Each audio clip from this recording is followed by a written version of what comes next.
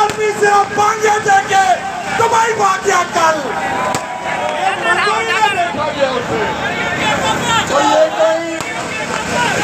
अब मंडियां लगनी बंद हो गई है।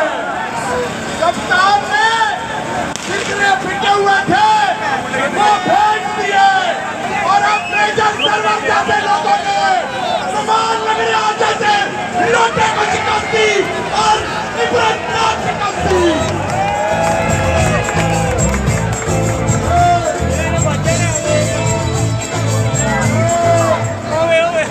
मैं अपनी पंजाब की लीडरशिप सदर डॉक्टर यास्मीन राशिद को भी कराचे तहसील पेश करता हूँ।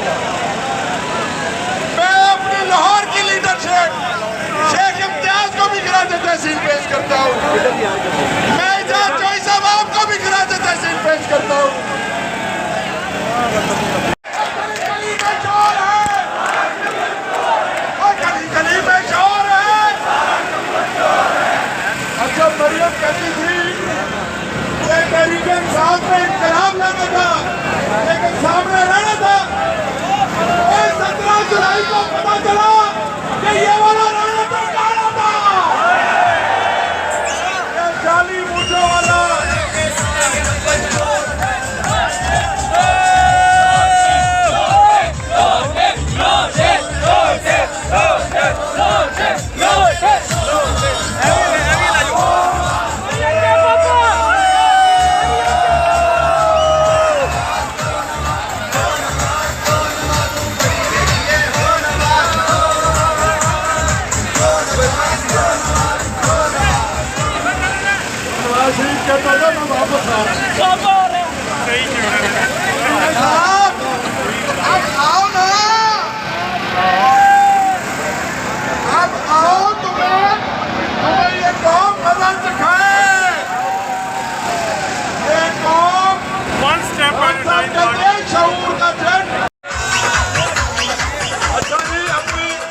अपनी अपनी जेबों का ख्याल रखें। छोटे छोटे नवाज शरीफ फिर रहे हैं,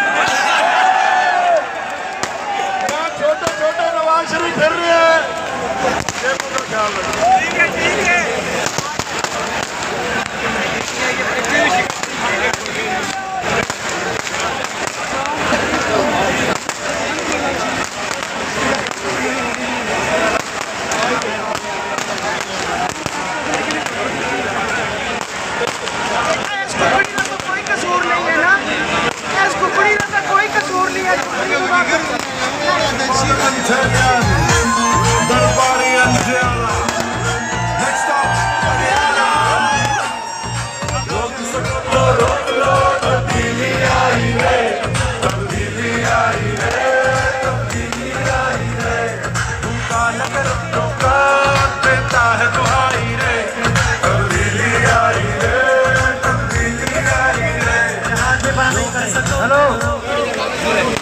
हेलो ना, हेलो यहाँ पे ये जिबा ना करें, जिबा ना करें, ना करें यहाँ पे जिबे यार, नहीं करो यार यहाँ पे, आपने बड़ा किया।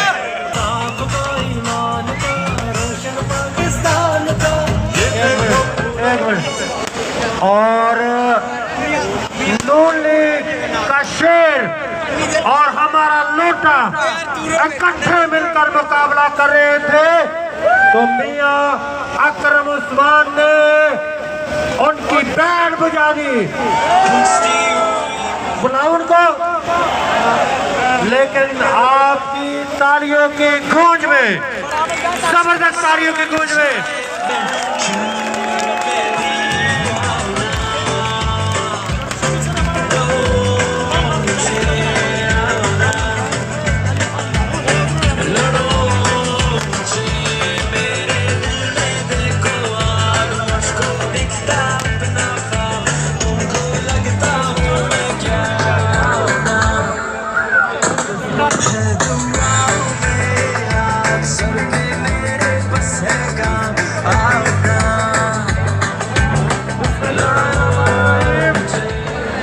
बिस्मिल्लाहिर्रहमानिर्रहीम। इय्याका नअबुदु व इय्याका नस्तईन। मैं बना हम कोई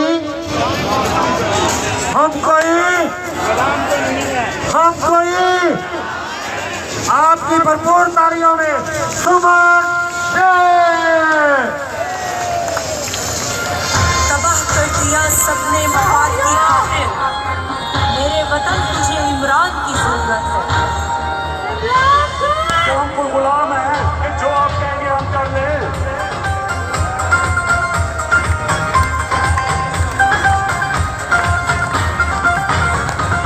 जो भी कुछ कहेगा कोई क्यों मान लेंगे हम कोई गुलाम तो नहीं, हम कोई गुलाम तो नहीं।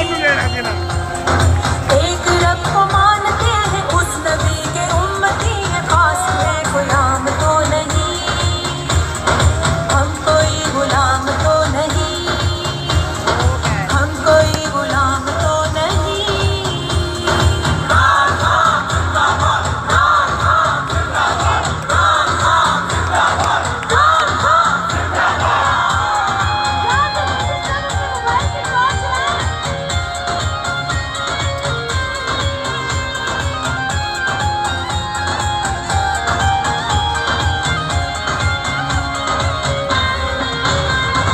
क्यों लगे ये बोलियां कि हम बिकाऊ माल हैं, जाग गई है कौम अब लोग बाकमाल हैं।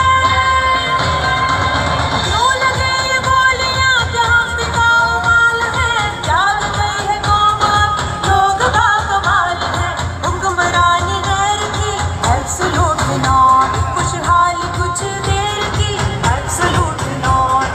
जो भी हमसे टकराए उसको जान लेंगे हम कोई गुलाम तो नहीं, हम कोई गुलाम तो नहीं, हम कोई गुलाम तो नहीं।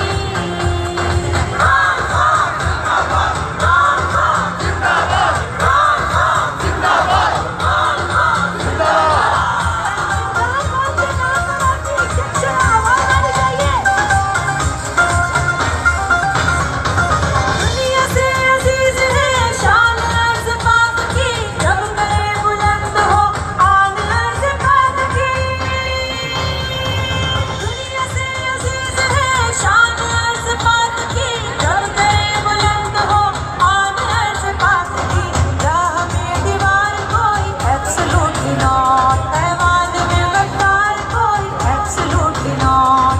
नो करप्ट माफिया अब ठान लेंगे हम कोई गुलाम तो नहीं, हम कोई गुलाम तो नहीं, हम कोई गुलाम तो नहीं।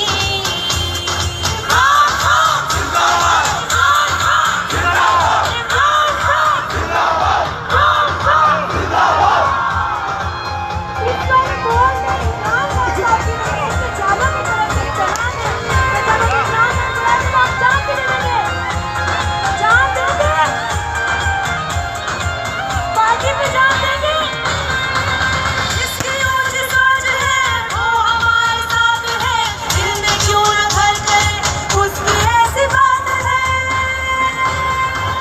जिसकी ऊंच सोच है वो हमारे साथ है, दिल में क्यों न घर करे उसकी ऐसी बात है।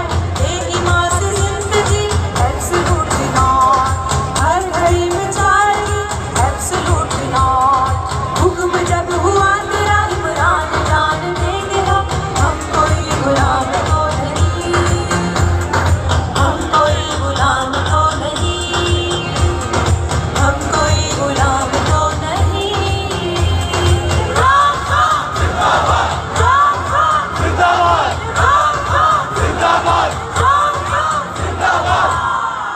लाहौरियों, पूरा पाकिस्तान जीत लिया हमने। कौन बचाएगा पाकिस्तान?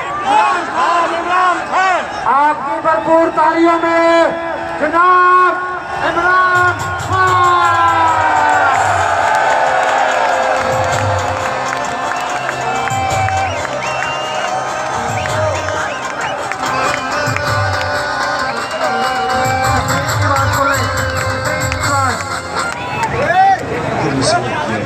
जरा ऊंची आवाज, ऊंची आवाज। जो कैबिनेट के 60% लोग जमानत पे थे, करप्शन के केसेस थे, कई 30-30 साल से करप्शन कर रहे थे।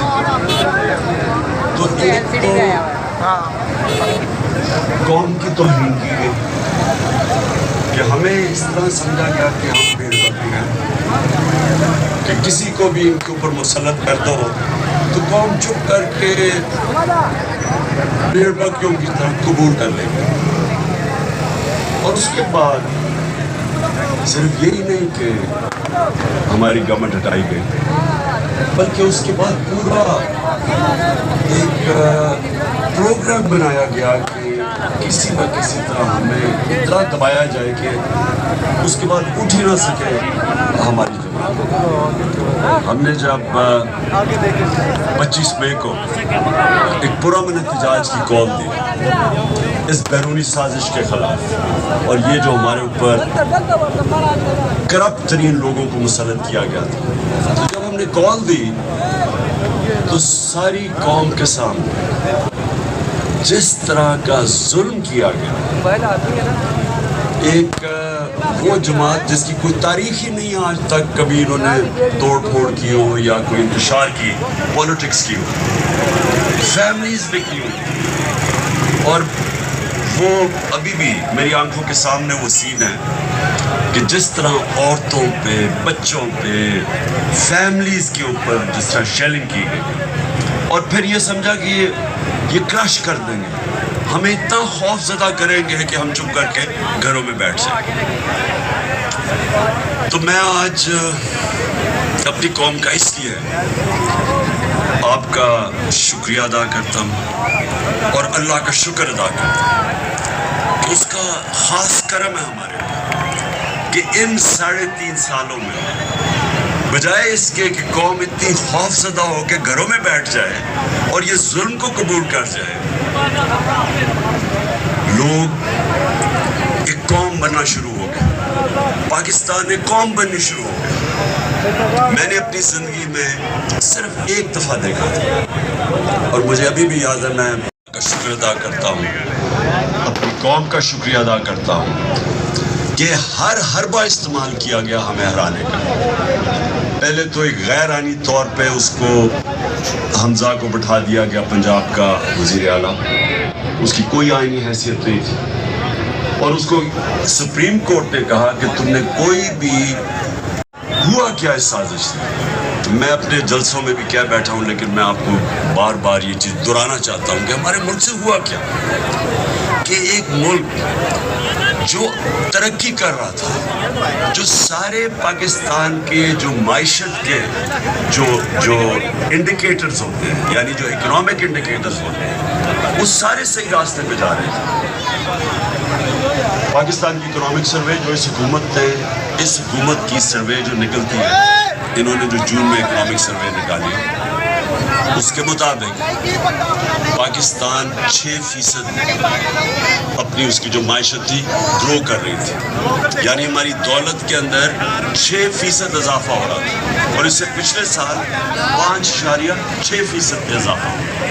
ये 2 साल जो थे, 17 साल के बाद पाकिस्तान में 2 सालों में इस तरह 17 सालों में, और वो तब पहले तो तब क्यों तरक्की हुई, क्योंकि हम अमेरिका की जंग लड़ रहे थे। जब हम अमेरिका की जंग लड़ रहे थे तो डॉलर्स आ रहे थे बाहर से, वो हम अपनी वजह से नहीं, बाहर से पैसा आ रहा था, जिसकी वजह से पाकिस्तान में ये 17 साल के बाद इस तरह की तरक्की। हमारी ज़राअत 4.4% के ऊपर गरीब घराने में, वो तब के कर बीमारी हो घर में और पैसा ना हो इलाज करवाना। और ये जो भी मैं बल्कि गरीब घराने छोड़े, सफ़ेद पोश घरानों के अंदर भी होता है। ये कई दफ़ा होता क्या है कि एक ऐसी बीमारी आ जाती है जिसकी वजह से जो बजट है एक ख़ानदान का वो अपसेट होता है, और वो ख़ानदान ही नफूज होकर गुर्बत की लकीर से नीचे चला जाता है। ये बहुत बड़ा कदम उन्होंने उठाया था कि अपने लोगों को हेल्थ इंश्योरेंस 10 लाख रुपया एक ही अस्पताल में जाके अपना इलाज करवा। तो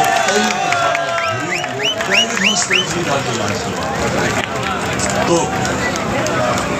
दौर में चौथा प्रोग्राम देखा जो सबसे कामयाब गुर्बत वाला प्रोग्राम था, पॉवर्टी एलिविएशन का प्रोग्राम। चौथे नंबर पर स्टैनफोर्ड यूनिवर्सिटी की भी रिपोर्ट कि पाकिस्तान का जो एहसास प्रोग्राम था वो पाकिस्तान को एक खिलाई रियासत की तरफ लेके जा रहा था।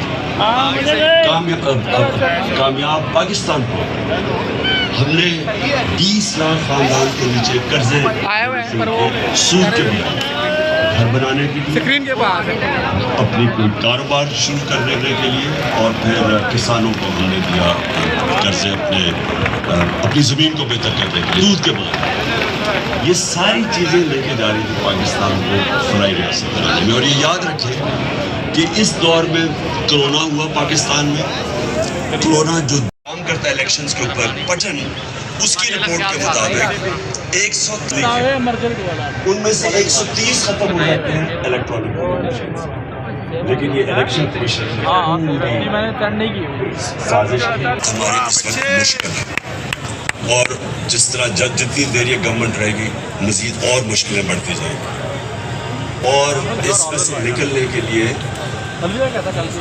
सिर्फ अगर हमें कौम बने, कौम ही निकल सकती है। देखिए, ये मैं आपको समझाने की कोशिश कर रहा हूँ कि कौम और हजूम में बड़ा फ़र्क होता है। जब एक कौम बन जाती है तो वो जब मिलके 22 करोड़ लोग जब मिलके फैसला करते हैं कि हमने मसरफ दौरान आपने तो आप जो इकट्ठे हो गए उस चीज़ सारे चुपता दिखाना चाहिए। ये सबसे बड़ी जिंदगी इंसान डर के गुलामी भी कबूल कर लेता है। खौफ इसका क्या होता है? मरने कि मुझे मारना। मैंने काफ़ी सारी के खिलाफ बात बुलंद की, सारी मेरी पार्टी आ गई कि जी ये आपने क्या कर दिया, ये आपको मरवा देगा वापस। क्योंकि खौफ होता है, क्योंकि मेरा तो ईमान हमेशा जब से मेरे ईमान है तो मुझे तो ये पता है कि कुरान में वाज़ेह लिखा हुआ है कि जब तक वो आप ऊपर नहीं लेके जाएगा, जब तक उसका फैसला नहीं। इंसान को आज़ाद करने के लिए अपने हाथ में रखी हुई नौकरी को बचाने के लिए गलत काम करते हैं, गुनाह करते हैं, ये भी एक शिर्क है। आप अपने ज़मीर को जब बेचते हैं, लालच को पैसे देके आपको खरीदता है, ये जो अभी बिके हमारे लोग भेड़ बकरियों की तरह, ये भी शिर्क है, क्योंकि अल्लाह हक है। और ये जो खौफ है हमारा कि जो मुझे कोई जलील ना करता, जितने मेरे खिलाफ